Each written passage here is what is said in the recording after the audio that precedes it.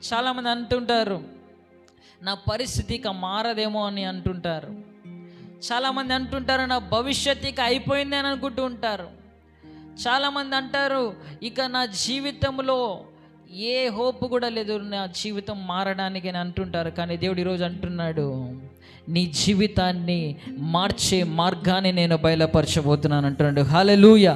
ఈరోజు ప్రియమైన దేవుని బిడ్డ, ఏ సమస్యను చూసి భయపడుతున్నావో ఆ సమస్యను తొలగించే దేవుడు ఈరోజు నీతో మాట్లాడబోతున్నాడు. హల్లెలూయా, హల్లెలూయా.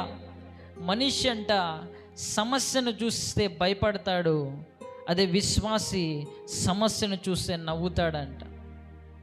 ప్రియమైన దేవుని బిడ్డ, సమస్యను చూసి భయపడే స్టేజ్లోనూ ఉన్నావా, లేకుంటే సమస్యను చూసి నవ్వే స్థితిలోనూ ఉన్నావా? ఎందుకంటే మనిషి ఎందుకు భయపడతాడంటే, సమస్యను చూసి ఈ సమస్య నన్ను మృంగివేస్తుందేమో, ఈ సమస్యతో నా జీవితం ఏమైపోతుందేమో అని మనిషి భయపడతాడు. కానీ విశ్వాసి ఎందుకు నవ్వుతాడంటే, విశ్వాసికి తెలుసు ఈ సమస్య కంటే నా దేవుడు గొప్పవాడని. విశ్వాసికి ఒక విషయము తెలుసు, ఏమిటంటే ఈ సమస్య కంటే నాలో ఉన్న దేవుడు గొప్ప దేవుడు. హల్లెలూయా.